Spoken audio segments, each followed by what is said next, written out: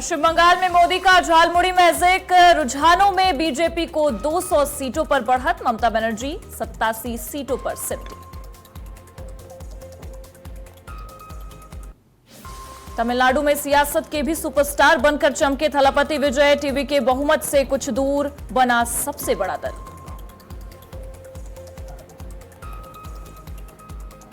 असम में फिर से बीजेपी की वापसी, रुझानों में स्पष्ट बहुमत से कहीं आगे निकली बीजेपी, पुडुचेरी में भी बीजेपी गठबंधन की वापसी।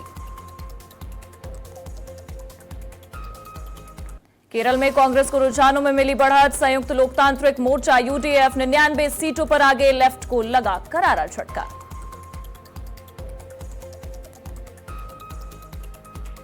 तीन राज्यों में किला फतह करने के बाद जश्न में डूबी बीजेपी, लखनऊ, दिल्ली और पटना में जीत का जश्न।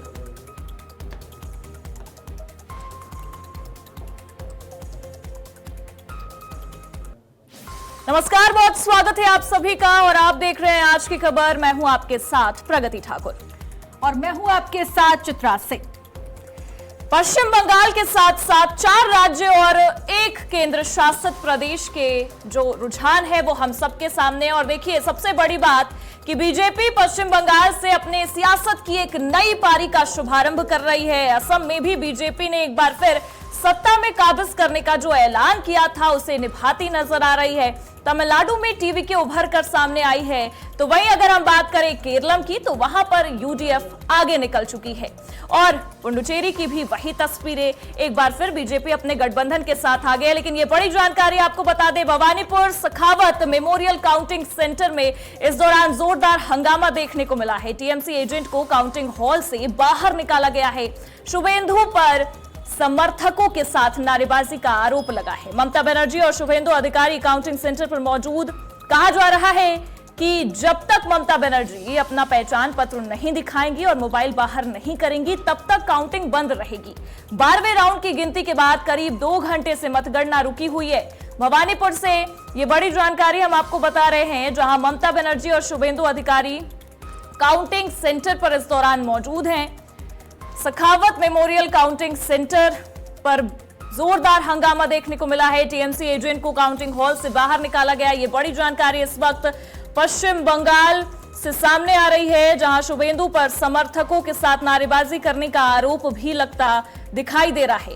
भवानीपुर सीट काफी हॉटस्पॉट समझी जा रही है। हाई वोल्टेज ड्रामा वहां पर चुनाव के दौरान भी देखने को मिला। नारेबाजी को लेकर विवाद हुआ और अभी भी एक बार फिर वहां से काउंटिंग के दिन भी विवाद सामने आता नजर आ रहा है। शुभेंदु पर समर्थकों के साथ नारेबाजी का एक बड़ा आरोप लगा है। शुभेंदु बनाम ममता बनर्जी की एक मजबूत लड़ाई भवानीपुर से हमें देखने को मिल रही है। सखावत मेमोरियल काउंटिंग पर एक सेंटर पर बड़ा हंगामा देखने को मिला है।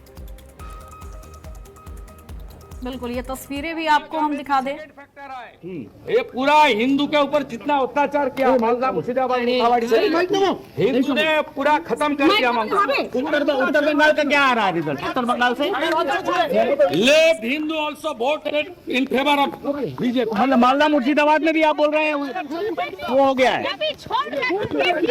समस्त बीजेपी बुथे बीजेपी এত অত্যাচার হিন্দুদের উপর করেছে, হিন্দুরা তার জবাব দিয়ে দিয়েছে এই বিএমএ।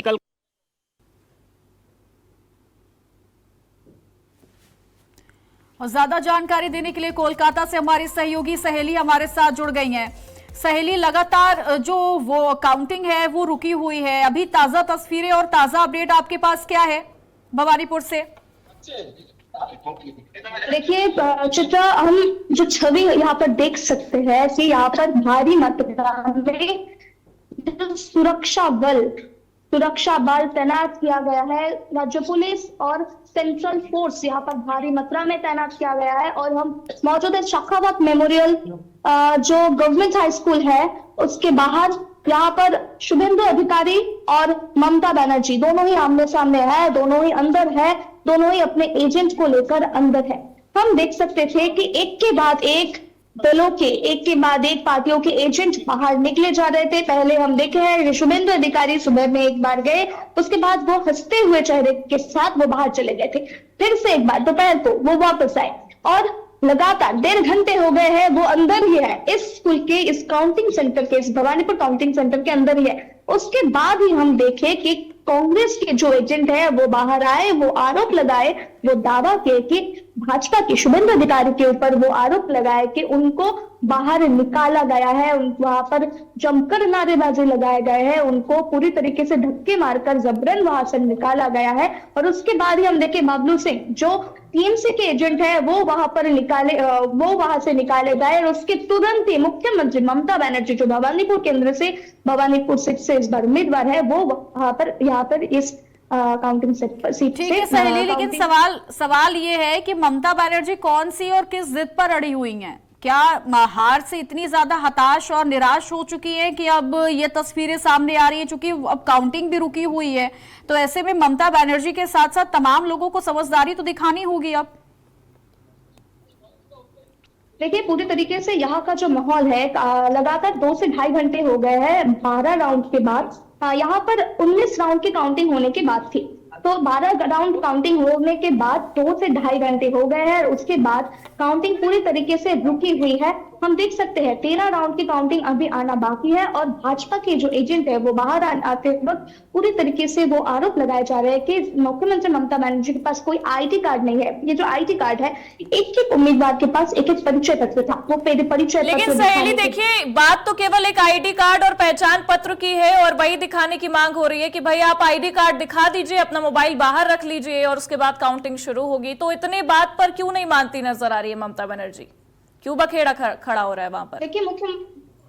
देखिए पूरी तरीके से यहाँ पर जो सुरक्षा बल तो पूरी तरीके से बढ़ाया दिया गया है, पूरी तरीके से यहाँ पर कड़ी कर दिया गया है। मुख्यमंत्री ममता बनर्जी पूरी तरीके से जिद पर अड़ी हुई है, वहां पर वो अंदर है, उनके यहाँ अंदर से बहस की आवाज भी आ रही थी, पूरी तरीके से झड़प की आवाज भी आ रही थी। अब बाहर आने के बाद वो दोनों, मुख्यमंत्री ममता बनर्जी हो या फिर शुभेंदु अधिकारी, दोनों ही बाहर आने के बाद हमें पता चलेगा कि ये जो बहस की बात है, ये जो परिचय पत्र की बात है, ये जो मोबाइल बाहर रखने की बात है, ये जो जिद की बात है, वो क्यों कर रही थी। ये पूरे विषय को लेकर ये जो बयानबाजी चल रही है, ये जो लगातार नारेबाजी की भी बात चल रही है, ये जो मुख्यमंत्री को लेकर ये जो लगातार बयान चल रही है, क्योंकि नहीं हो रही है चित्रा। क्योंकि एक तरीके से देखा जाए सहेली तो ये लगातार विवाद बढ़ता नजर आ रहा है। बहुत बहुत शुक्रिया तमाम जानकारियों के लिए आपका। भवानीपुर सीट देखिए काफी अहम है चित्रा, और हमने देखा वहां पर बहुत खतरनाक मुकाबला देखने को मिला, टक्कर का मुकाबला रहा। लेकिन जब दूसरे चरण में चुनाव हो रहा था तब भी नारेबाजियों को लेकर विवाद गहराता नजर आया। और आज नतीजों के दिन भी आप देखिए लगातार तस्वीरें निकलकर सामने आ रही हैं और काउंटिंग रोकी गई है। और सबसे बड़ी बात कि एक पहचान पत्र को लेकर विवाद खड़ा हो रहा है, वही दिखाने तक की बात है और ममता नहीं मान रही है। चित्रा बिल्कुल, पूरे पश्चिम बंगाल की जो तस्वीरें आ रही है उसमें हर जगह आपको इस वक्त भारतीय जनता पार्टी के जितने कार्यकर्ता हैं, कई गणमान्य जो है वो जीत के जश्न में डूबे नजर आएंगे। लेकिन जो तस्वीरें अभी हम आपको दिखा रहे हैं आपकी टीवी स्क्रीन पर, वो भवानीपुर से तस्वीरें आ रही हैं, जहां पर इस वक्त देखिए सन्नाटा पसरा हुआ है। क्योंकि जीत मनाने की कोशिश यहां पर भी की जा रही है, लेकिन ऐसा माहौल बना दिया गया है कि यहां पर बीजेपी और टीएमसी कार्यकर्ता आपस में भिड़ते हुए दिखाई दे रहे हैं। और तकरीबन देखिए 2 घंटे से ज्यादा का वक्त हो चुका है। ममता बनर्जी के जो स्वभाव हमेशा से रहा है कि वो अपनी जिद पर हमेशा से अड़ी रहती हैं, भले ही वो आपने कई तस्वीरें देखी होंगी कि ईडी की कार्रवाई के बीच में पहुंच जाती हैं तो फाइल छीनकर बाहर चली आती हैं, अपनी ही बातों पर अड़ी रहती हैं, तमाम आरोप प्रत्यारोप लगाती हैं, जो मन में आता है वो कह देती हैं। और इस बार भी देखिए आज जो बेहद अहम दिन है, चुनावी महासंग्राम के नतीजों का महादिन है, उस दिन भी ममता बनर्जी पहले वीडियो साझा करती हैं और इसके बाद अब देखिए जो मतगणना है, काउंटिंग है, वो पिछले 2 घंटे से रुकी हुई है। लेकिन ममता बनर्जी भी अपनी जिद पर अड़ी हुई हैं, ना ही मोबाइल फोन बाहर रख रही हैं, ना ही आईडी कार्ड जो हर किसी के पास होना अभी बहुत जरूरी है, ना ही वो उनके पास है। तो ऐसे में सवाल यही है कि काउंटिंग कब तक रुकी रहेगी, क्योंकि शुभेंदु अधिकारी के साथ साथ ममता बनर्जी इस वक्त काउंटिंग सेंटर, काउंटिंग हॉल में मौजूद हैं। और उसके बाहर की हम ये तस्वीरें आपको दिखा रहे हैं, जहां पर आप देख सकते हैं कि तमाम सिक्योरिटी गार्ड्स के अलावा यहाँ पर आपको तमाम कार्यकर्ताओं की मौजूदगी भी नजर आएगी। सन्नाटा पसरा हुआ है, इंतजार है कि ममता बनर्जी बाहर आ जाए और उसके बाद काउंटिंग मतगणना एक बार फिर से शुरू की जा सके। और क्योंकि भवानीपुर पर यह माहौल है, लेकिन जो ताजा चुनावी रुझान सामने आ रहे हैं उसमें बीजेपी ने पश्चिम बंगाल, असम और पुडुचेरी में बढ़त हासिल कर ली है, जिसके बाद पार्टी कार्यकर्ताओं में जश्न का माहौल साफ साफ नजर आ रहा है। पश्चिम बंगाल की अगर हम बात करें तो बीजेपी ने 200 से अधिक सीटों के साथ बहुमत का आंकड़ा पार कर लिया है, जिससे दिल्ली और बंगाल में जश्न भी शुरू हो गया है। ये तस्वीरें हम आपको दिखा रहे हैं, यहां पर आप देख सकते हैं एक अलग ही जश्न का माहौल दिख रहा है। बीजेपी के कार्यकर्ताओं में उत्साह है, बीजेपी के जो सपोर्टर्स हैं वो काफी खुश नजर आ रहे हैं। तो वहीं अगर असम की बात करें तो मुख्यमंत्री हेमंत बिस्वा शर्मा के नेतृत्व में बीजेपी ने बहुमत हासिल कर लिया है और गुवाहाटी में भी जश्न मनाया जा रहा है। पुडुचेरी में भी एनडीए गठबंधन आरामदायक बढ़त के साथ आगे है। तो दिल्ली के बीजेपी मुख्यालय में कार्यकर्ता ढोल नगाड़ों के साथ जश्न मनाते नजर आ रहे हैं। और इसी के साथ चुनाव परिणामों के बीच प्रधानमंत्री मोदी भी आज शाम को भाजपा मुख्यालय पहुंचेंगे और कार्यकर्ताओं को संबोधित भी करेंगे। तो चित्रा, लगातार तस्वीरें आप देखिए, जीत पर पटाखे भी बजाए जा रहे हैं, दिवाली होली भी मनाई जा रही है। मतलब आज जीत का जश्न ऐसा कि सारे त्योहार आज ही बीजेपी कार्यकर्ता मनाते दिखाई दे रहे हैं। बिल्कुल, और ये 6 तस्वीरें हम दर्शकों को जल्दी से दिखा देते हैं, जिसमें आप देख सकते हैं कि जीत की जो मिठाइयां हैं वो तो देखिए सुबह से ही बनना शुरू हो गई थी। जलेबियां छन रही हैं, जीत का जश्न मनाया जा रहा है, बैंड बाजे का शोर जो आपको दिल्ली से लेकर लखनऊ, पश्चिम बंगाल से लेकर असम तक सुनाई देगा।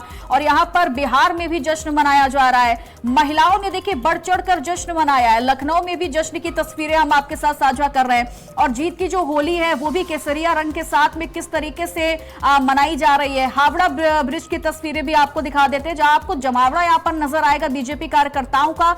साथ ही ना सिर्फ यहां पर बीजेपी कार्यकर्ता हैं, बल्कि अगर आप स्थानीय लोगों को, आम लोगों को भी देखेंगे ना, तो वो भी इस बार बदलाव की जो इस राह पर, बदलाव की जो आग पर इस तरीके से आगे बढ़ते हुए नजर आ रहे हैं, खुश होते हुए नजर आ रहे हैं। ये स्वाभाविक है कहना कि इस बार पश्चिम बंगाल की जनता ने भी मन बना लिया था कि बदलाव तो चाहिए। और यही वजह है कि इस बार भारतीय जनता पार्टी पहली बार देखे पश्चिम बंगाल में सरकार बनाने जा रही है। बिल्कुल, और क्योंकि हम अगर देखें तो ये जश्न का माहौल दिखना चाहिए, क्योंकि पश्चिम बंगाल में शुभारंभ हो चुका है और न केवल पश्चिम बंगाल में जीत का जश्न दिख रहा है, बल्कि तमाम राज्यों में भी एक अलग तस्वीरें दिखाने की कोशिश की जा रही है। और 293 सीटों के रुझान आने के बाद ये तो तय हो गया है कि बंगाल से सीएम ममता बनर्जी और उनकी सरकार की विदाई होनी ही है। और इसी को लेकर आज शाम को भी प्रधानमंत्री मोदी पहुंचेंगे दिल्ली में मुख्यालय में बीजेपी के, और वहां पर भी संबोधित करेंगे कार्यकर्ताओं को। तो एक अलग माहौल वहां भी दिखने को मिलेगा हमें। और जीत की होली, दिवाली आज तमाम कार्यकर्ता मनाते नजर आ रहे हैं। और इसी पर हम चर्चा भी करेंगे, हमारे साथ कई मेहमान भी जुड़ेंगे और उनसे भी हम जानेंगे कि क्या कुछ नजारा दिख रहा है। हमारे साथ बीजेपी से श्याम सलोने जी जुड़े हैं, बहुत बहुत स्वागत है आपका सलोने जी। और साथ ही साथ कांग्रेस से हमारे साथ प्रभिषेक सिंह जी भी जुड़े हुए हैं, बहुत बहुत स्वागत है आपका प्रभिषेक सिंह जी। टीएमसी से दीपांकर मजूमदार हमारे साथ जुड़े हुए हैं और लक्ष्मी प्रसाद जी राजनीतिक विश्लेषक, आप दोनों का भी बहुत बहुत स्वागत है। तो सबसे पहले हम श्याम सलोनी जी का ही रुख कर लेते हैं। सलोनी जी, झालमुड़ी खाई या नहीं? सलोनी जी, आवाज आ रही है आपको? तो खिलाई भी, खाई कि नहीं? झालमुड़ी खाई भी और सबको खिलाई भी। हाँ। और पश्चिम बंगाल की जनता ने झालमुड़ी का आनंद भी लिया। आज पूरा देश झालमुड़ी के जश्न में डूबा हुआ है। तो मतलब झालमुड़ी बटी है आज? जी जी जी, बोलिए। झालमुड़ी बटी है आज, क्योंकि पीएम मोदी ने कहा था कि मिठाइयां तो बटेंगी लेकिन झालमुड़ी बटेगी, क्योंकि झालमुड़ी को लेकर काफी सियासत हुई है पश्चिम बंगाल में। हाँ, देखिए, पीएम मोदी जी, प्रगति जी, मैं आपको बताऊं, वो बहुत एक संदेश देते हैं हर प्रदेश को। बात झालमुड़ी खाने की नहीं थी, बात थी कि पश्चिम बंगाल की संस्कृति को बचाने की, पश्चिम बंगाल की जो दिनचर्या है, पश्चिम बंगाल के जो लोगों का आबो हवा है, वो जिंदा रखने की, वहां की संस्कृति को बचाए रखने की। ममता बनर्जी जिस तरीके से वहां पर मुस्लिमकरण कर रही थी जी, जिस तरीके से हिंदुओं के साथ में अत्याचार हो रहा था, तमाम हिंदू बहनों ने, माताओं ने, बेटियों ने ममता बनर्जी को वोट किए थे, इसलिए किए थे कि वो एक महिला थी। उनको लग रहा था कि महिला है तो महिला की दर्द को भी समझेगी, प्लस एक महिला में, चूंकि महिला देवी का रूप होती है और महिला में ममत्व होता है, तो लोगों को लगता है कि महिला किसी की भी परेशानी को भी आराम से समझ सकती है। लेकिन ममता बनर्जी उसके जस्ट विपरीत निकली और इस कदर हावी हो गए, उन्होंने इस कदर अपने गुंडों को हावी कर दिया कि वहां हिंदुओं की मोहल्लों में, हिंदुओं की कॉलोनियों में, टंकियों में जहर घोल दिया गया, उनको पानी पीने को, मरने को मजबूर किया। तमाम तरीके के जो छात्रों के साथ में मतलब क्या क्या नहीं देखा है, क्या क्या नहीं सहा है। और उसका परिणाम यह हुआ कि जब हमारे देश के गृह मंत्री जी ने आश्वस्त किया, चुनाव आयोग ने आश्वस्त किया कि आप वोट डालिए, आपके साथ में केंद्रीय पुलिस बल रहेगा, आपकी जान माल की हिफाजत करना ये भारतीय जनता पार्टी का धर्म है, कर्तव्य है, हमारी जिम्मेदारी है। तब वो लोग घर से निकले हैं और निकलने के बाद जिस तरह का परिवर्तन जो उनके मन में चल रहा था, भय का माहौल जो बना था। हाँ ठीक है श्याम सलोनी जी, ये चीज तो बिल्कुल तय हो गई है कि पश्चिम बंगाल की जनता ने बदलाव चाहा और वो कर दिखाया, यानी एक तरह से झालमुड़ी का जो ट्रेंड चला था उसकी भी जीत हुई है। लेकिन हमारे साथ प्रवक्ता भी जुड़े हैं टीएमसी के, दीपांकर मजूमदार जी। अब ये खामोशी आपकी क्या बताएगी, क्योंकि बांग्लादेशी नारों के साथ आप लोगों ने तमाम मुद्दों को हावी किया, तमाम मुद्दों को लेकर आप बूथ से बूथ सड़कों पर आप उतरे। क्या लगता है वो कौन से फैक्टर, वो कौन से पॉइंट थे जहां पर टीएमसी चूक गई? देखिए, चुनाव जीतने के लिए हर कोई अपना अपना तरीका अपनाता है। तो टीएमसी अपना तरीका अपनाया, बीजेपी ने अपना तरीका अपनाया, जनादेश जो है अपना पोलिंग किए। उनको लगा कि नहीं, जो बीजेपी बोल रहे हैं ये बात सही है। टीएमसी को हम लोग 15 साल देखे हैं, तो बीजेपी को भी देखते हैं। सबसे बड़ा इफेक्ट हुआ जो महिला को 3000 रुपया अन्नपूर्णा भंडार का रूप में जो देने का वादा किया गया, ये सबसे बड़ा इफेक्ट हम लोग का फिलहाल जो छानबीन का नतीजा आया है उसमें दिखाई दे रहा है कि महिला का जो मतदान था 1.5 से 2.5% ज्यादा हुआ है पिछले बार के मुकाबले में। तो कहीं ना कहीं मुझे ये लगता है कि ये 3000 रुपया का जो अन्नपूर्णा भंडार का सबसे बड़ा ये था, ये सबसे बड़ा इफेक्ट हुआ है इसमें।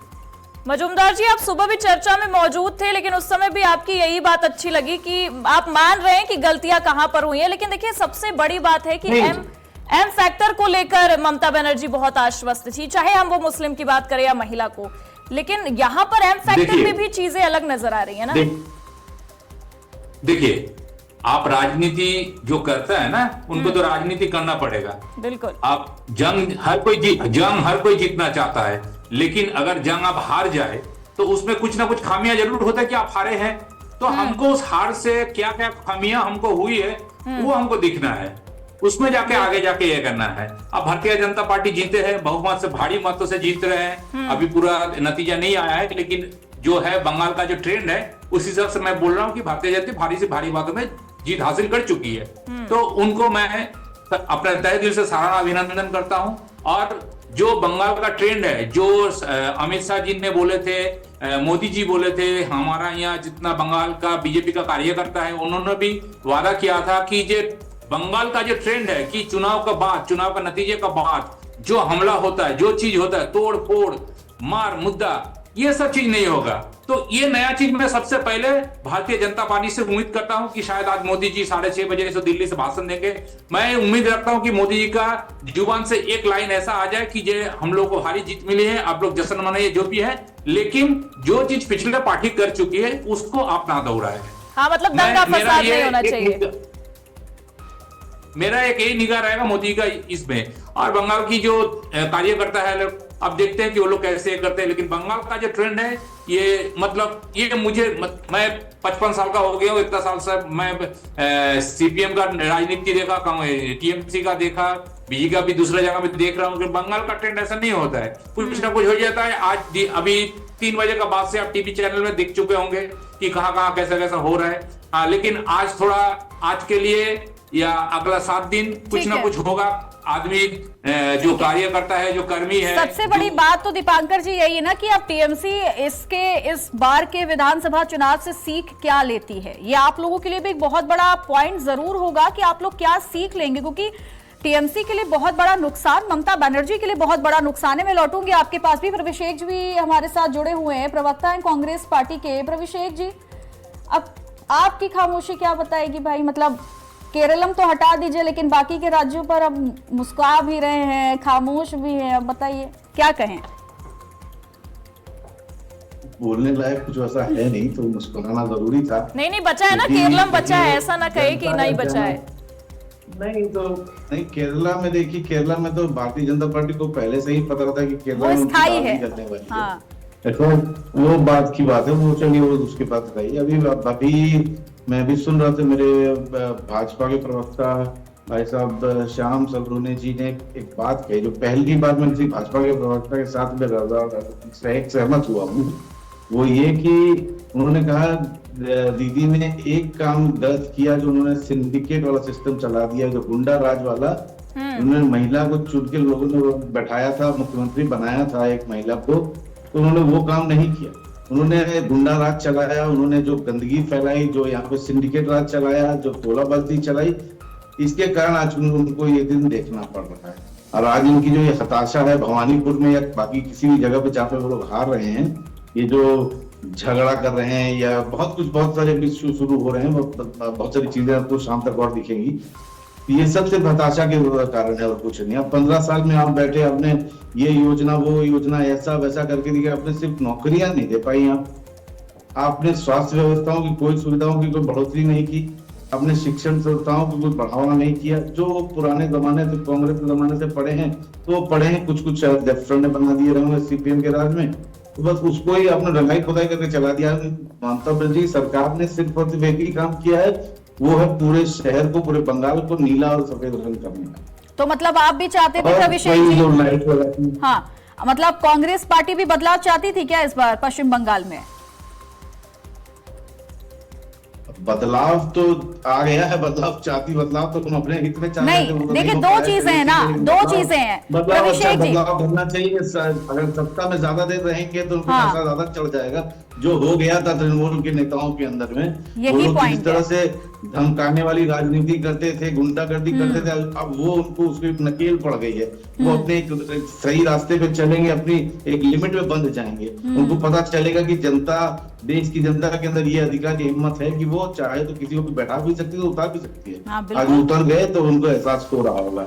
अभी आप देखिए सड़कों में तृणमूल कांग्रेस के किसी भी कार्यालय में आपको लोग नहीं दिखेंगे। मैं अभी 12-1 के बीच में मैं तृणमूल के मुख्यालय के सामने से निकल रहा था, मैं कहीं किसी दूसरे डिबेट पे गया था, वहां से लौट रहा था, तो मैंने देखा, मुझे पहली बार देख के आश्चर्य हुआ कि उससे ज्यादा, मतलब वहां पे तो लोग ही नहीं थे, उससे ज्यादा तो हमारे कांग्रेस के हेड ऑफिस में लोग मिल जाएंगे आपको आज की डेट में, वो हर वक्त मिलते हैं। मतलब आपको वहां पश्चिम बंगाल में टीएमसी कार्यालय के बाहर मायूसी दिखी। चलिए हम पश्चिम बंगाल पे आएंगे अभिषेक जी, लेकिन हम असम का भी रुख करेंगे कि असम में कहां चूक गई, क्योंकि गौरव गोगोई लगातार कह रहे थे कि देखिए इस बार तो हमारे ही पक्ष में सारी चीजें हैं, कहां चूक रह गई कांग्रेस से। और देखिए एक बार फिर बीजेपी ने जो दावा किया था वो जमीन पर उतारती नजर आई है।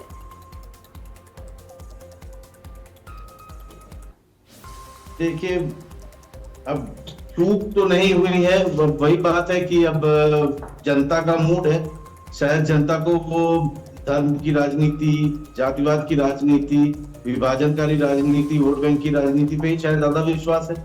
शायद उनको उनकी जो विकास जो मोदी जी ला रहे हैं 12 साल से, शायद उसका इंतजार अभी भी है। पता नहीं, अभी तक तो प्रदेश में नहीं है, पता नहीं कब आएगा। अब तक तो शायद जिसने उस वक्त किसी अपने बच्चे का नाम विकास रखा होगा, तभी शायद वो लगभग क्लास 10 देने की तैयारी कर रहा होगा, लेकिन इनका विकास जब तक दिखा नहीं, पता नहीं कब आएगा, आ जाएगा शायद। अब लगता है पूरे देश में जब भगवा कर्म हो जाएगा, हिंदुत्व का झंडा परचम फैला लेंगे, तब शायद ये उनको हो शायद कि हाँ हमें विकास भी करना है, कुछ ऐसी चीजें करनी जिससे कि जनमानस की सुविधाएं और आसान। तो मतलब आज की जो जीत हुई है बीजेपी की, उसको भी आप धर्म वाले उस पे फैक्टर पर लेके जा रहे हैं। चलिए आएंगे आपके पास, लक्ष्मी प्रसाद जी भी लगातार बने हुए हमारे साथ। लक्ष्मी प्रसाद जी, क्या कहेंगे ये जो नतीजे आ रहे हैं 4 राज्य और 1 केंद्र शासित प्रदेश के, कैसे देख रहे हैं आप इसे? राजनीतिक विश्लेषक होने के नाते क्या विश्लेषण करेंगे आप? तो पहले तो हम ये कहना चाहेंगे बंगाल के बारे में कि कोई भी नेता हो और कोई भी पॉलिटिकल पार्टी हो, जनता को टेकन फॉर ग्रांटेड नहीं लेना चाहिए। अगर जनता को आप अगर टेकन फॉर ग्रांटेड लेते हैं तो कहीं ना कहीं जो है ये काफी हद तक आपको नुकसान करता है, जैसा कि हम लोग बंगाल में देखने मिल रहा है।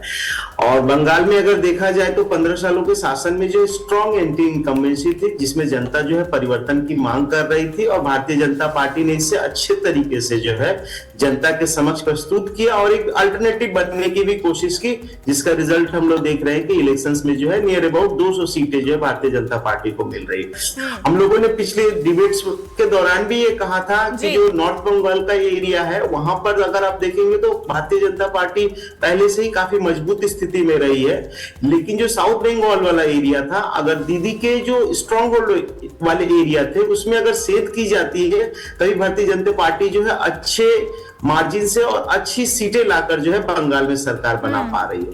तो हम लोग जैसा कि रिजल्ट्स में ये क्लियरली देख रहे हैं कि जो साउथ बंगाल वाले रीजन्स हैं वहां पर भी जो है भारतीय जनता पार्टी ने अच्छे प्रदर्शन किए हैं और जनता जो है एक परिवर्तन की दिशा में जो है वोटिंग राइट्स को अपना एक्सरसाइज की है।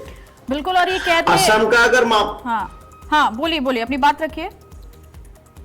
अगर असम का मामला कहा जाए तो असम में जो है हिमंत बिस्वा सरकार के खिलाफ काफी हद तक जो है अगर देखा जाए तो कांग्रेस ने जो है आरोप प्रत्यारोप की राजनीति की, लेकिन उसे वोटों में कन्वर्ट करने में जो है कांग्रेस विफल रही है।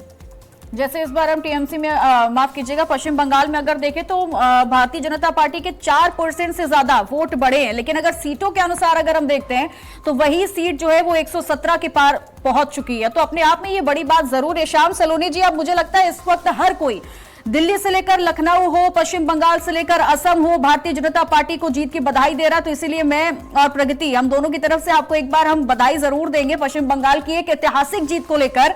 लेकिन सवाल यही है कि इस जीत को भारतीय जनता पार्टी श्रेय किस मुद्दे को देती है, वो पहला मुद्दा कौन सा रहेगा और किस चेहरे को सबसे ज्यादा श्रेय देती है भारतीय जनता पार्टी?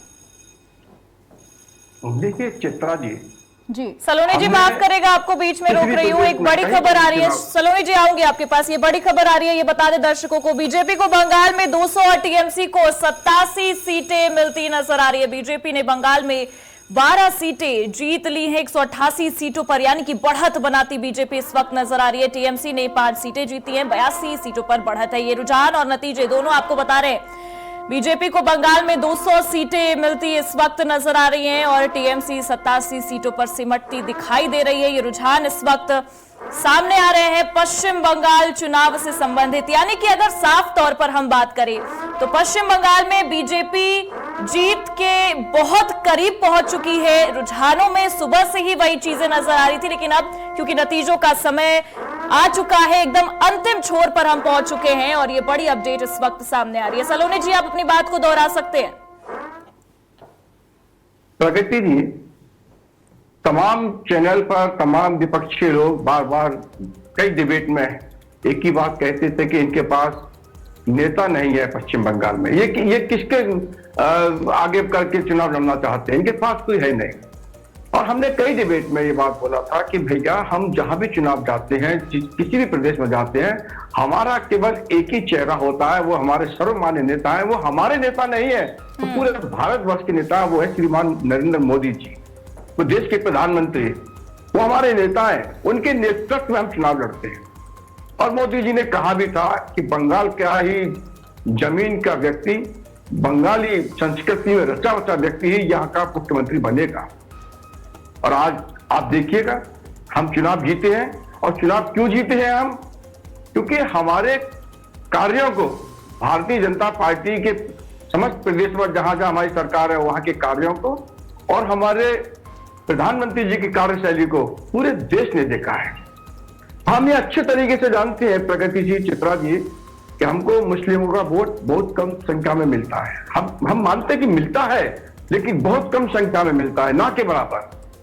उसके बाद भी भारतीय जनता पार्टी जब सरकार में होती है तो हमारी योजनाओं में आपने देखा होगा कहीं कोई भेदभाव नहीं होता है। हम सबका साथ सबका विकास, क्योंकि ये भारतीय मूल के निवासी हैं, हमारे देश के हैं, अभिन्न अंग हैं, तो इनकी भी उतनी ही सेवा हमारे प्रधान सेवक नरेंद्र मोदी जी करते हैं जितनी वो अन्य समाज की, अन्य धर्मों की करते हैं। तो हमारा कोई भेदभाव नहीं है।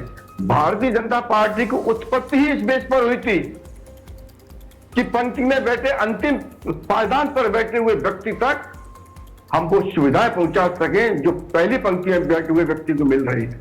और आज भी हम उसी पर काम कर रहे हैं। श्रद्धेय अटल बिहारी वाजपेयी जी ने सपना देखा, उन्होंने कहा भी था अंधेरा छटेगा और बंगाल में कमल खिलेगा, आज नहीं तो कल। और आज उनकी भविष्यवाणी, उनका सपना नरेंद्र मोदी जी हमारे माननीय प्रधानमंत्री जी के नेतृत्व में पूरा हुआ है। बिल्कुल मैं श्यामा बहुत प्रसाद, श्रेय बिल्कुल, और इसीलिए कहा जा रहा है, आपने जिक्र किया है, लेकिन श्यामा प्रसाद मुखर्जी का भी बार बार जिक्र जरूर हो रहा है। ऐसे में जो एक सपना था, 75 सालों का सपना, जन्मभूमि रही उनकी, वो आखिरकार पूरा हुआ है, प्रधानमंत्री नरेंद्र मोदी के नेतृत्व में पूरा हुआ है। प्रभिषेक जी कुछ कहना चाहती हूँ, अपनी बात रखिएगा, फिर उसके बाद श्याम जी आपके पास लौटेंगे हम। हाँ, अभी सलोनी जी ने बताया कि लोग चिंता कर रहे थे कि नेता नहीं है तो इनका कौन है मुख्यमंत्री का दावेदार। फिर वो बात की बात होती, चुनाव जीतने के बाद उसका सभी पार्टियां डिसीजन लेती हैं, इसके बारे में फैसला करती हैं। और तभी सलोनी जी ये भी बता रहे हैं कि इन्होंने सिर्फ नरेंद्र मोदी जी का चेहरा देख के या दिखा के सामने करके ही चुनाव लड़ा था, तो जीत भी अच्छी बात है। तो साथ में ये बोल रहे थे कि वो प्रधानमंत्री नरेंद्र मोदी साहब, वो प्रधानमंत्री से वो प्रचार मंत्री है, 12 साल से सिर्फ प्रचार कर रहे हैं। अभी ये 5 स्टेट खत्म हो गए हैं, 5 राज्य खत्म हो गए हैं। जैसे ही अपने देखिए 6वां आने वाला होगा ना, वहां कूद को पहुंच जाएंगे। उनके पैर एक जगह पे टिकते हैं नहीं, पता नहीं उनको बताते 18 घंटे काम करता हो तो ये फोटो कब खिंचाते हैं काला चश्मा पहन के। वैसे इन्होंने जो 2 एजेंट भेजे थे ना, 2 एजेंट यहाँ पे प्लांट किए थे, वो भी पैसे दे के। एक तो आजाद जनता उन्नयन पार्टी का जो वो है हुमायूं कबीर, और दूसरा जो उनका परमानेंट एजेंट है, जो परमानेंट उनका जो आता है ना। लेकिन देखिए ना प्रभिषेक जी, आप एजेंट की बात कर रहे हैं, देखिए मैं रोकूंगी आपको, आप एजेंट की बात कर रहे हैं, लेकिन एजेंट को लेकर चीजें क्लियर नहीं हो पाई। और अगर अब एजेंट का आप जिक्र भी कर रहे हैं तो क्या स्थिति रही उनकी, हुमायूं कबीर की स्थिति क्या है पश्चिम बंगाल में? आप देखिए खुद ही, जो रुझान भी सामने आया उसमें क्या स्थिति रही उनकी। तो एजेंट फिर वो कैसे, क्योंकि चीजें साफ होती नजर नहीं आई है। चल रही है, इसीलिए उनको प्लांट किया गया था।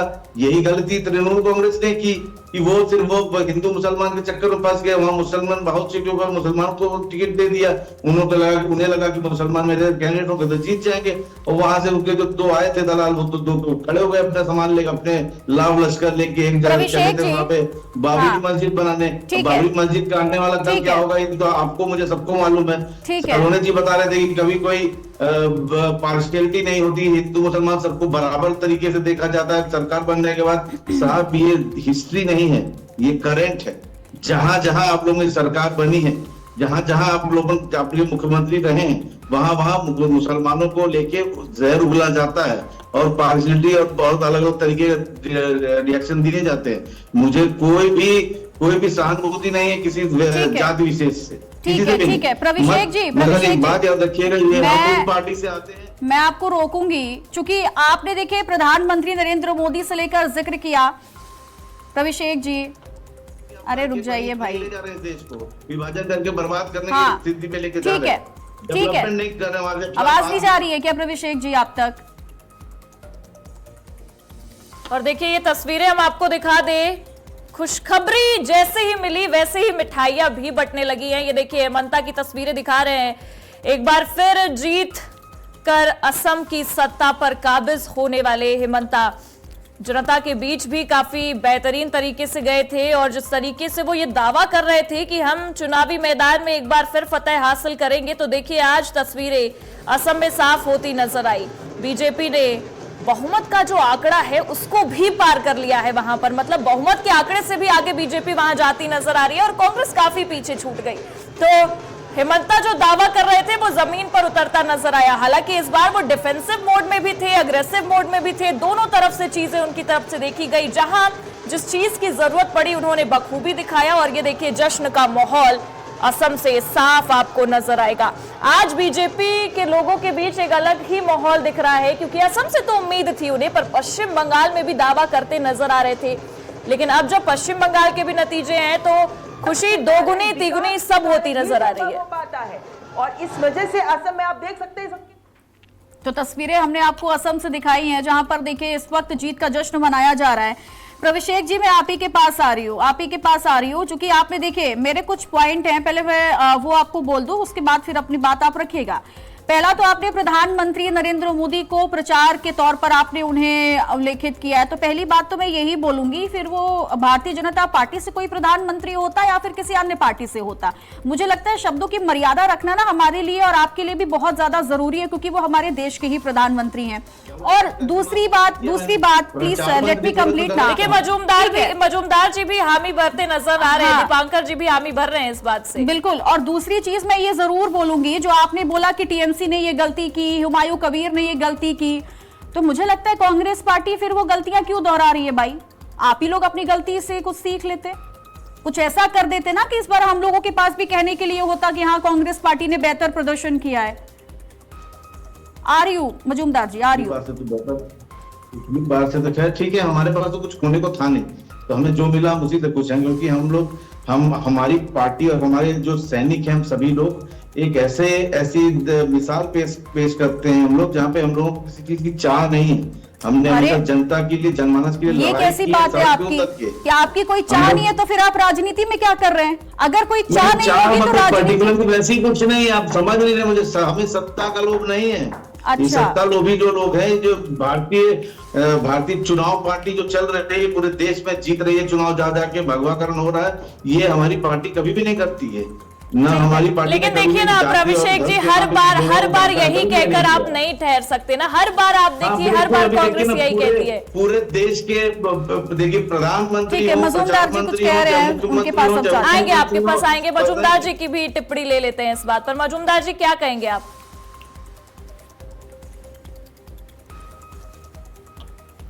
मजूमदार जी को दिखा दीजिए, उनकी भी टिप्पणी ले ले इस मामले पर। जी मजूमदार जी बोलिएगा।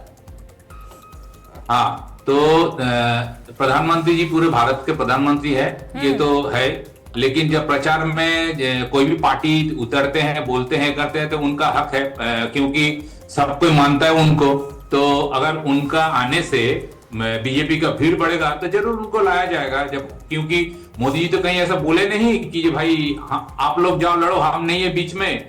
जब नेता मान रहे बीजेपी वाले, उनको तो प्रचार में लाएगा। राहुल गांधी किस लिए आए थे प्रचार में बंगाल में? बिल्कुल। कांग्रेस का हेड तो राहुल गांधी है ना, तो राहुल गांधी किस लिए आए थे?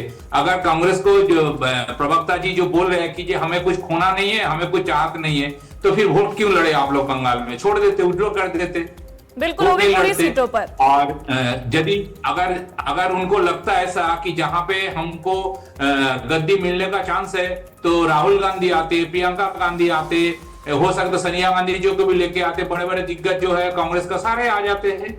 इंडिया अलायंस जोट में है, इंडिया अलायंस जोट में जब 2029 में जब वोट होगा, तो क्या कांग्रेस सत्ता पक्ष का लड़ाई के लिए नहीं लड़ेंगे? तो ये सब बोलना मेरे ख्याल से राजनीति में बेवकूफी वाला बातें होता है। राजनीति हर कोई लड़ता है जीत के लिए। आप अपना चाल रखते हो, हम अपना चाल रखते हैं, जनता जिसमें मात खा जाए वही हो गया सिकंदर। मेरा ख्याल यही है। और सलोनी जी को मैं टिप्पणी कर सकता था, लेकिन आज इतना साल बाद बंगाल में जीत उनको हासिल हुई है, तो उनके लिए मैं उनको सराहना दूंगा।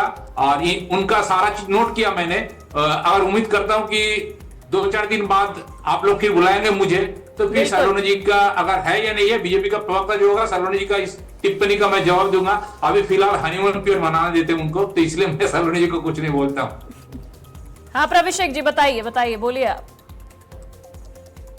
दीपांकर जी ने कहा ऐसा नहीं कहना चाहिए ना, ठीक है, राहुल गांधी जी प्रधानमंत्री तो हैं या कहीं के मुख्यमंत्री तो हैं, तो हमारे नेता है वो आते हैं। हमने ये नहीं कहा कि वो नहीं आ सकते, मोदी जी नहीं आ सकते, लेकिन मोदी जी लगातार यहाँ डेरा डाल देंगे, ये बात तो गलत हो गई। वो देश के प्रधानमंत्री है ना, और भी बहुत चीजें थी। मणिपुर क्यों नहीं चले गए? मुझे समझ में आ रहा है आपका दर्द, क्योंकि अब आपके पास जगह तो बची नहीं है, तो आपको कहीं तो जाना है, तो आप मैं आपका हर बात से एग्री हूँ, आपका हर बात से मैं एग्री हूँ, लेकिन मैं क्या बोल रहा हूँ, आप जिस तरीके से बोल रहे हैं मैं उस बात का डिसएग्री कर रहा हूँ। आपका बात सही है, मणिपुर क्यों नहीं जा रहा है, वही कहीं नहीं जा रहा है। जब कोई पार्टी जीत जाता है ना, उसका विश्लेषण के लिए टाइम होना चाहिए, विश्लेषण का टाइम होना चाहिए।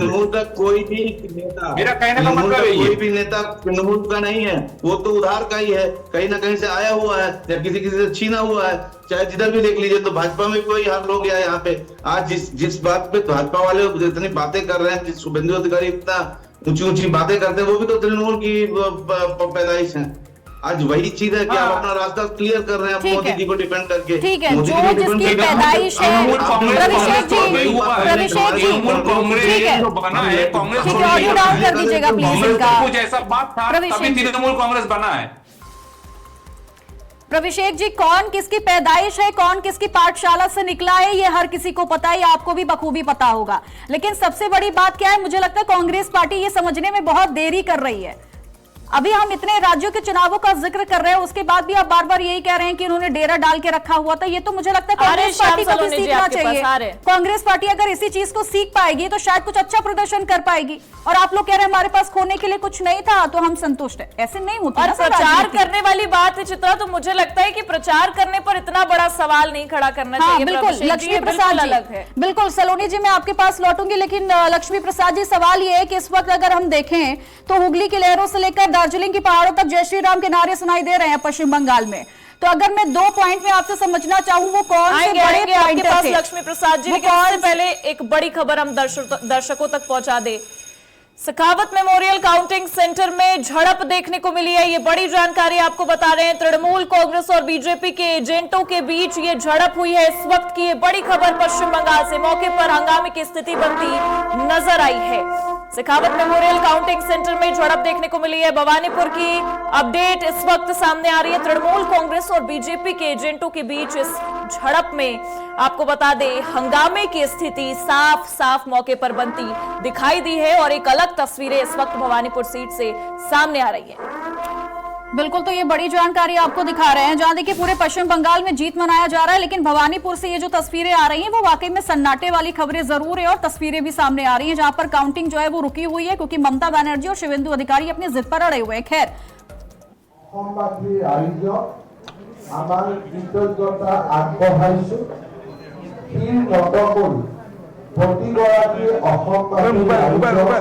আমি তেওঁলোকৰ শিৱভৱনত সেৱা আগবঢ়াইছো আৰু অসমবাসী ৰাইজক এই ঐতিহাসিক বিজয়ৰ মুহূৰ্তত আমি অত্যন্ত বিনম্ৰতাৰে সৈতে ক'ব বিচাৰিম যে নিৰ্বাচনৰ সময়ত আমি আপোনালোকক দিয়া প্ৰতিটো প্ৰতিশ্ৰুতি পালন কৰাৰ বাবে আমি নিষ্ঠাৰে সৈতে কাম কৰিম।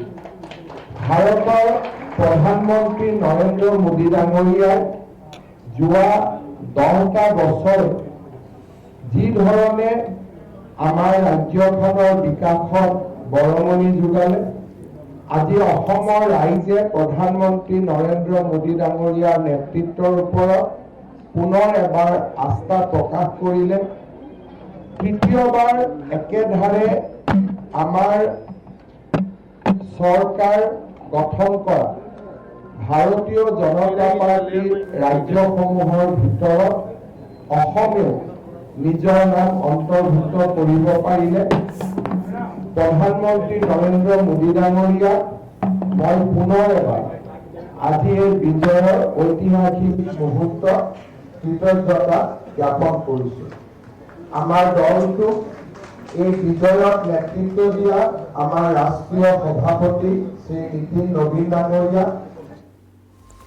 तो देखिए इस वक्त आप हेमंता को सुन रहे थे, बीजेपी हैट्रिक लगा रही है असम में, लेकिन देखिए भवानीपुर से ये जो खबर इस वक्त सामने आ रही है ये बेहद ही हैरान कर देने वाली है। एजेंटों के बीच में इस वक्त झड़प देखने को मिली है। दोनों पार्टियों के मौके पर हंगामे की स्थिति भी इस वक्त बनती नजर आ रही है। भवानीपुर वो सीट जहां पर शुवेंदु अधिकारी और साथ ही साथ ममता बनर्जी दोनों अपनी जीत का दावा कर रहे थे, लेकिन अभी जो वहां से तस्वीरें हैं वहां काउंटिंग रोक दी गई। एक पहचान पत्र दिखाने को लेकर जिस तरीके से वहां के हालात हैं वो कई सारे सवालों को जन्म दे रहे हैं, क्योंकि भवानीपुर पर सुबह से ही सबकी निगाहें टिकी हैं कि आखिरकार वहां के नतीजे क्या होते हैं, वहां से क्या तस्वीरें निकलकर सामने आती है, कौन जीतता है। लेकिन अब ये जो मामला निकलकर सामने आया है ये सवालों के घेरे में है। हालांकि आपको ये बता दें कि इस वक्त सेंटर पर जो हालात हैं वो बेहद ही चौंकाने वाले हैं। दोनों ही पार्टियों के एजेंटों के बीच में झड़प हुई है और हमारी सहयोगी सहेली वहां से हमारे साथ जुड़ी हुई है। सहेली, इससे पहले भी हम इसी मुद्दे पर बात कर रहे थे और देखिए ये जानकारी आ रही है कि झड़प हुई है, अभी की क्या स्थिति है, क्या कुछ दिख रहा है वहां पर? देखिए पूरी तरीके से माहौल गर्म हो चुका है। इसके पहले हम देख रहे थे कि मुख्यमंत्री ममता बनर्जी के आईडी कार्ड को लेकर प्रश्न उठाए जा रहे थे। और इसके बाद मुख्यमंत्री ममता बनर्जी के जो एजेंट्स हैं उनके परिचय पत्र को लेकर प्रश्न उठाए जा रहे थे। हम देखे कुछ ही देर पहले कि मुख्यमंत्री ममता बनर्जी के जो एक एजेंट थे वो बाहर निकले थे और उसके बाद ही तुरंत ही वो अंदर जाने की कोशिश कर रहे थे। तो उनकी जांच पड़ताल के लिए उनको रोका गया।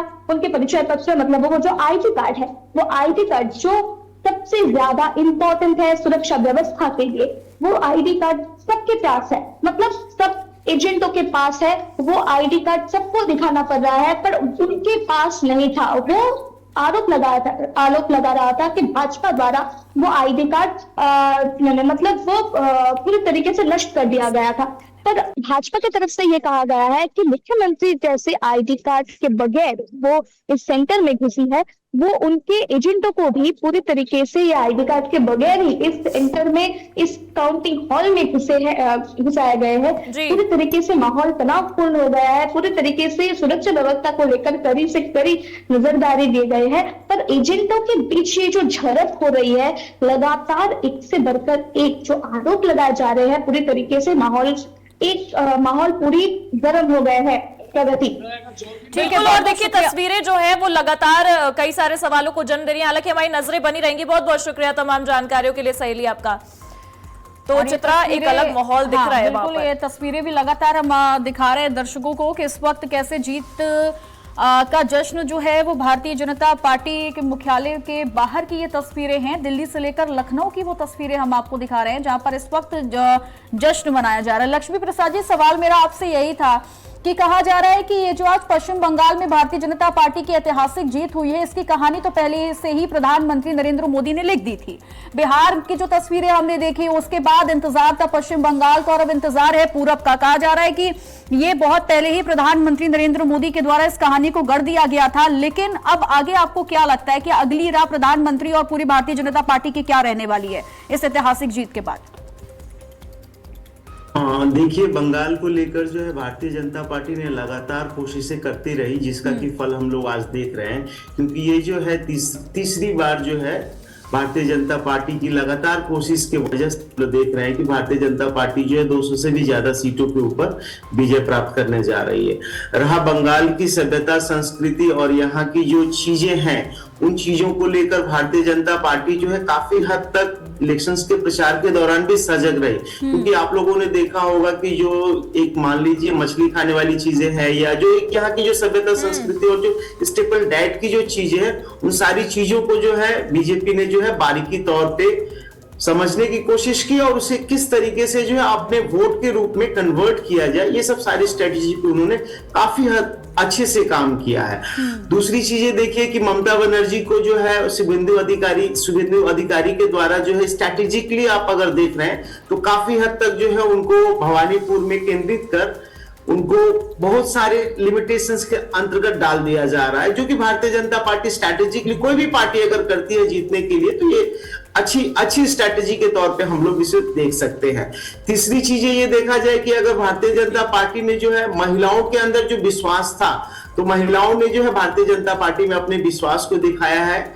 और रहा अल्पसंख्यक समुदाय को लेकर तो ममता बनर्जी सरकार की जो पॉलिसी रही है उससे जो है भारतीय जनता पार्टी ने अन्य समुदाय के लोगों को जो है अपने पक्ष में करने में बखूबी रूप से रोल प्ले किया है। काफी हद तक जो है उन्होंने इसे अपने वोट के रूप में कन्वर्ट करने में रोल प्ले किया है।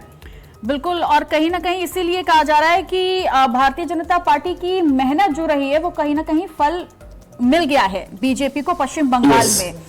लेकिन श्याम सलूनी जी, आप कुछ कहना चाहते थे, अपनी बात भी रखिएगा। लेकिन सबसे मुख्य सवाल तो इस बार यही है कि पश्चिम बंगाल में भारतीय जनता पार्टी की ऐतिहासिक जीत, लेकिन दूसरी ओर अब ये भी कहा जा रहा है कि आगे अब भारतीय जनता पार्टी पश्चिम बंगाल में क्या करेगी। चूंकि आप लोगों ने मैनिफेस्टो जारी किया, आप लोगों ने तमाम बड़े बड़े दावे किए, महिलाओं को भरपूर तरीके से आप लोगों ने साधने की कोशिश की है, तो ऐसे में अब इंतजार तो पश्चिम बंगाल की महिलाओं को भी है कि अब अगला आप लोग सेटबैक क्या रखने वाले हैं पश्चिम बंगाल की जनता के लिए, तो आगे अब कैसे काम होगा पश्चिम बंगाल। और देखिए श्याम सलोनी जी, मेरा भी एक सवाल आपसे, क्योंकि महिलाओं का जिक्र किया चित्रा ने और महिला सुरक्षा को लेकर आपने टीएमसी को सबसे ज्यादा घेरा है, तो महिलाओं को कैसे सुरक्षा देंगे, किस तरीके से अब वहां पर जो महिलाओं ने भरोसा जताया है उनकी सुरक्षा को लेकर क्या माहौल दिखेगा?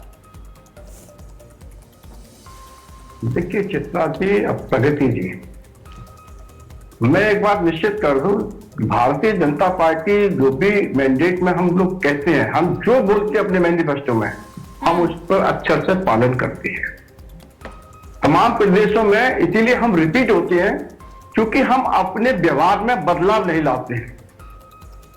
आज कांग्रेस के मित्र बैठे हैं, बड़ी बड़ी अभी ये बातें कर रहे हैं, इनके लिए एक दो लाइन मेरे पास आती है। एक तो कहावत है कि नाच ना आवे आंगन टेढ़ा, और एक आता है कि विनाशकाली विपरीत बुद्धि। तो ये तो कांग्रेस के लोगों के लिए मैं बोलना चाहता हूं।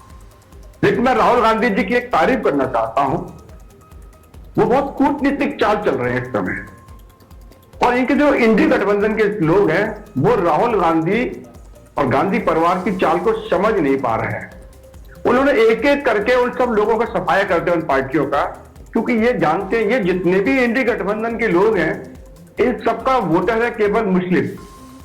इन सबको वोटर मुस्लिम पर विश्वास है, और मुसलमान क्षेत्रीय पार्टियों के अधीन हो चुका है। जो जिस प्रदेश का है उस प्रदेश की उस पार्टी का अधीन हो चुका है। तो अब इनने बहुत अच्छी चाल चली है। राहुल गांधी ने पहले आम आदमी पार्टी को दिल्ली से खत्म करा दिया, महाराष्ट्र में अपने तमाम लोगों को खत्म करा दिया। अब इन्होंने तृणमूल कांग्रेस टीएमसी को भी लगभग खत्म कर दिया। अब आने वाले समय में उत्तर प्रदेश में आप देखेंगे, मैं आज आपको बता रहा हूं, ये समाजवादी पार्टी को भी खत्म करके ये धीमे धीमे उसके बाद मजबूर करेंगे मुसलमान को कि अब केवल कांग्रेस रहेगी, ये उस पर वोट कीजिए। ठीक है सलोनी जी, हमारे पास वक्त की भी कमी है, चूंकि मैं चाहूंगी कि जल्दी जल्दी मैं कमेंट ले लूं सभी लोगों से। आपने जिक्र जरूर किया, चूंकि हमने अरविंद केजरीवाल को भी देखा, उन्होंने कैसे इस बार प्रचार किया है, ममता बनर्जी से लेकर जिन जिन लोगों के लिए प्रचार किया उन्हीं लोगों की लुटिया डुबा दी है अरविंद केजरीवाल ने। खैर ये तो अन्य बात है, लेकिन दीपांकर मजूमदार जी, सवाल 6 मुस्लिम बहुल सीटों का भी बहुत ज्यादा हो रहा है, क्योंकि ममता बनर्जी का जो कोर वोट रहा है, 100 से ज्यादा सीटें जो उस जिलों से आती हैं, चाहे वो नॉर्थ साउथ परगना का जिक्र हो, तमाम 6 मुस्लिम बहुल सीटों का हम जिक्र करें, वहां पर ऐसा क्या हो गया कि आप लोगों को इतनी करारी हार झेलनी पड़ी? कोर वोट बैंक था वो टीएमसी का। नौशाद सिद्दीकी, हुमायूं कबीर, हाँ, आईएसएफ का नौशाद सिद्दीकी, उन्होंने वोट काटा, हुमायूं कबीर कुछ वोट काटा। इस बदले जितना परसेंटेज होना चाहिए था, आप देखिएगा जब चुनाव का नतीजा आ जाएगा, इसके बाद उसका जब मुआयना होगा तो देखिएगा जो परसेंटेज का हिसाब क्या आ रहा है, इन्होंने कितना वोट पाया है, कितना वोट काटा है, उस हिसाब से हम लोग, फिलहाल मेरा पास जो खबर आ रहा है उस हिसाब से मैं बात कर रहा हूँ। आगे जाके देखूंगा कि क्या हो रहा है, नहीं हो रहा है, ठीक है। और सलोनी जी का एक बात से मैं बोल रहा हूँ, जो कांग्रेस का प्रवक्ता को बोले, जो अगर राहुल गांधी जी का ऐसा सोच है तो पहले तो खुद अपना कमर तोड़ के बैठे हैं, तो दूसरों का कमर तोड़ने का उनको तो रहना पड़ेगा ना। ऑल इंडिया लेवल में कांग्रेस ऐसा जगह में है नहीं कि बिना सहयोग का वो मोदी जी का टक्कर में जाके खड़ा हो सके। चलिए, अब हमारे पास समय बहुत कम है मजूमदार जी, आपकी यही बात अच्छी लगती है कि आप बहुत सही ढंग से समझा जाते हैं। हाँ, बहुत कम शब्दों में प्रभिषेक जी अपनी बात रख दीजिए, क्या कहना चाह रहे हैं? दीपांकर दा, अगर राष्ट्रीय राजनीति में अगर कांग्रेस अगर भारतीय जनता पार्टी को टक्कर नहीं मिल रही तो क्या तृणमूल दे पाएगी? अब जरा मुझे एक जवाब दे दीजिएगा। आप तो शायद आपके पास वो हिम्मत भी नहीं बची, आपको नहीं बोला। अभी आपकी नाव में छोटा सा छेद हुआ है। देखिए, बहसबाजी का समय नहीं है अभी प्रभिषेक जी, देखिए टाइम बहुत कम है हमारे पास। चलिए ठीक है, अब बहुत समय कम है हमारे पास। हाँ, अपनी टिप्पणी जल्द से रख दीजिए। अभी जब तृणमूल की नलिका में छेद हुआ है, अभी जितने वहां पे चूहे बच्चे कूद कूद के कहाँ भागे, खाली देखते जाइए। दीपांकर दा ने शायद अपनी इच्छाएं जाहिर कर दी थी मोदी जी के बारे में। अच्छा, आप लोग आपस में ही, मुझे लगता है कांग्रेस टीएमसी से लड़ेगी, टीएमसी कांग्रेस से लड़ेगी, और ये आपस में ही लड़ते रह जाएंगे, बाजी भारतीय जनता पार्टी मार ले जाएगी। लक्ष्मी प्रसाद जी 10 सेकंड में जवाब दीजिएगा। लक्ष्मी जी, देखिए, इस इलेक्शंस के दौरान जो है जनता ने जो मैंडेट दिया है, सारी पार्टियों को उसे रिस्पेक्ट करना चाहिए। और बंगाल में जो है अगर बीजेपी को मौका मिला है तो हमें आने वाले समय के लिए देखना चाहिए कि भारतीय जनता पार्टी कैसे काम करती है। मजूमदार जी, ठीक है, जल्दी 10 सेकंड में सर। अगर कांग्रेस का प्रवक्ता जी का जवाब मैं ही बात कर रहा हूँ, मुझे मालूम है कि टीएमसी ने कितना यह काम किया है। बीजेपी समझाया कि और अच्छा काम करेंगे। अगर बीजेपी टीएमसी से ज्यादा अच्छा काम करता है तो मैं सबसे पहले बीजेपी ज्वाइन करूंगा। ये मैं ओपन कांग्रेस जी को बोल रहा हूँ। चलिए ठीक है, आप सभी का बहुत बहुत शुक्रिया। और जाते जाते एक बार फिर से सलोनी जी आपको भी ताली बजाते जा रहे हैं, जीत की बधाई आपके लिए। हाँ, जीत की बधाई हम जरूर दे रहे हैं सलोनी जी। फिलहाल वक्त की कमी है हमारे पास, अन्यथा हम इस चर्चा को और आगे तक लेकर के जाते हैं। बहुत बहुत शुक्रिया आप सभी का इस चर्चा में जुड़ने के लिए। तो अगर बात करें 4 राज्य और 1 केंद्र शासित प्रदेश की, तो नतीजे अब साफ हो चुके हैं। हमने आपको लगातार अपडेट्स भी दी है। अगर पश्चिम बंगाल की बात करें तो बीजेपी ने शुभारंभ कर दिया है, असम में हैट्रिक बना ली है बीजेपी ने, केरला में यूडीएफ सरकार बनाती नजर आ रही है, पुडुचेरी में बीजेपी गठबंधन आ गए है, तमिलनाडु में अब देखना होगा क्या सियासत गरमाती है, क्या कुछ नजर आता है। देखिए नितिन नबीन आपको नजर आ रहे हैं, राष्ट्रीय अध्यक्ष एक अलग माहौल उन्होंने बनाने की कोशिश की। और देखिए राष्ट्रीय अध्यक्ष के पायदान पर बैठने के बाद ये चुनाव उनके लिए काफी अहम था, क्योंकि जब राष्ट्रीय अध्यक्ष बन रहे थे तो ये कहा जा रहा था कि आखिरकार पश्चिम बंगाल का चुनाव कैसे वो करवाते हैं, क्या कुछ माहौल बनाते हैं। और देखिए पश्चिम बंगाल में आज बीजेपी ने शुभारंभ कर दिया। बस कुछ ही देर में मुख्यालय में आपको प्रधानमंत्री मोदी भी नजर आएंगे और प्रधानमंत्री मोदी कार्यकर्ताओं को यहां पर संबोधित भी करते रहेंगे। ये तस्वीरें लगातार हम आपको दिखाते रहेंगे, सारी अपडेट्स देते रहेंगे। फिलहाल के लिए बस इतना ही, हम दोनों को दीजिए इजाजत और नमस्कार।